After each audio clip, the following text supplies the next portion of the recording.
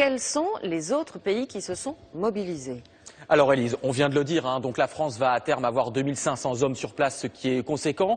Elle est rejointe par ses meilleurs alliés en matière de défense. Les Britanniques, les Anglais vont participer avec des avions de transport et y compris en matière de renseignement, ce sont de très fidèles alliés. Il y a également les Américains avec des ravitailleurs et puis des drones, c'est-à-dire des avions sans pilote. Ça, la France en manque cruellement.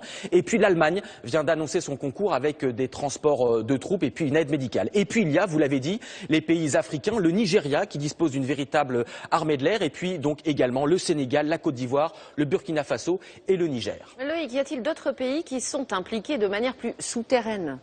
Alors vous avez parfaitement raison Élise, parce que l'opération a débuté avec des forces spéciales. Et qui dit force spéciale dit le plus grand secret. On peut imaginer qu'il y a d'autres pays aux côtés des troupes françaises qui sont engagées. Un exemple, il y a 3 mois, nous avions filmé ces images rarissimes, les premières des troupes spéciales saoudiennes d'Arabie Saoudite qui s'entraînaient avec les Français en Corse. C'est la première fois que ça arrivait.